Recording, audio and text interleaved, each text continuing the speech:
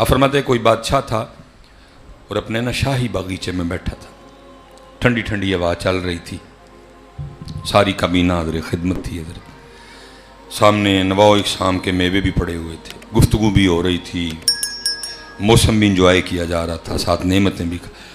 وہ بادشاہ کو نا دور ایک بابا جاتا دکھائی دیا، تو بابا دیکھ کے نا بادشاہ کو شرارت سوجی، وہ اپنی کابینہ کو کہتا ہے اوئے آج تانوں بابے دا شغل نہ مخاما۔ اب کون تھا حضرت جو اس کی ہاں میں ہاں نہ ملاتا؟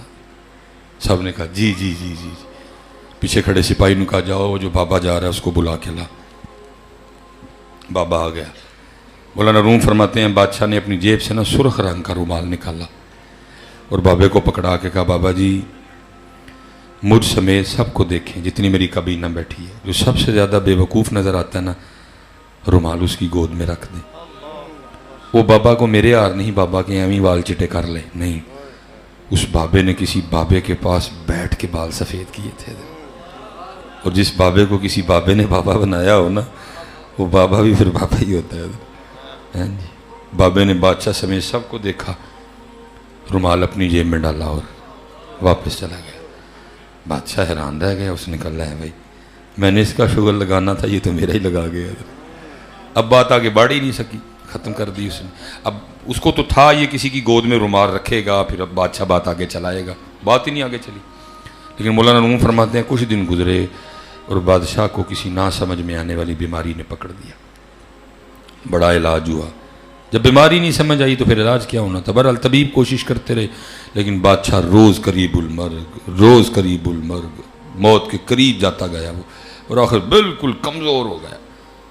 طبیبوں نے دوائیاں بند کر دیں اور انہوں نے کہا بھئی ہمارا تجربہ کہہ رہا ہے کہ بادشاہ بڑا بھی نہ تو 3 دن دیکھے گا، چوتھا نہیں۔ ٹھیک ہے جی، اب فیصلہ یہ ہوا بھئی دن جو 3 رہ گئے ہیں تو پھر اس طرح کرو، ایک دن رعایا کی اور بادشاہ کی ایک آخری ملاقات کروا دو۔ بادشاہ کے لیے ایک پلنگ بنوایا گیا، اس کو پلنگ پہ لٹایا گیا اور اس طرح کا راستہ بنایا گیا، ایک ایک بندہ آتا جاتا بادشاہ سے ملتا جاتا اور جاتا۔ اب انہی میں نا رومال والا بابا بھی آ گیا۔ اب کیونکہ ایک ملاقات ایک تھی، دوسرا بادشاہ تھا بیمار، اس کو بابا نہیں تھا یاد کوئی۔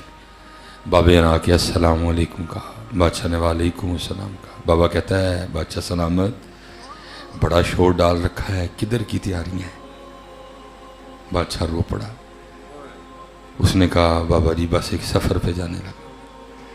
تب بڑا رونا آتا ہے بندے کو، میری گڈی، میرا کار، میری بڈی، میرے بچے، میرے بینک وچ پیسے، میریاں پیلیاں، میریاں زمیناں، لیکن تب وہ کچھ نہیں سکتا۔ اب وہ بادشاہ تھا بھی بڑا کچھ اس کے پاس، رو پڑا، کہنے لگا بابا جی سفر دی تیاری ہے۔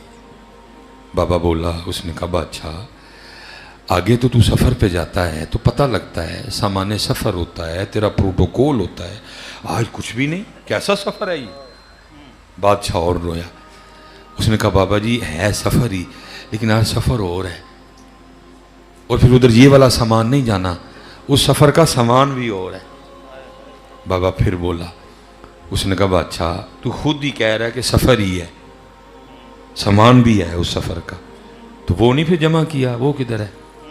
بادشاہ اور رویا، اس نے کہا بابا جی یہی تو غلطی ہو گئی، میں ساری زندگی وہی سامان اکٹھا کرتا رہا جو اس سفر والا ہے، جو سامان اس سفر پہ لے کے جانا ہے وہ تو مجھ سے اکٹھا ہی نہیں ہوا کوئی۔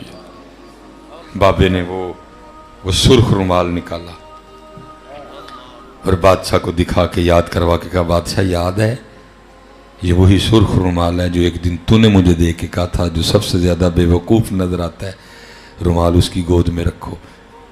اس دن تو یہ رومال میں اپنی جیب میں ڈال کے چلا گیا، لیکن لے آج بادشاہ رومال تیری گود میں رکھ رہا ہوں کیونکہ سب سے بڑا بے وقوف تو ہی ہے۔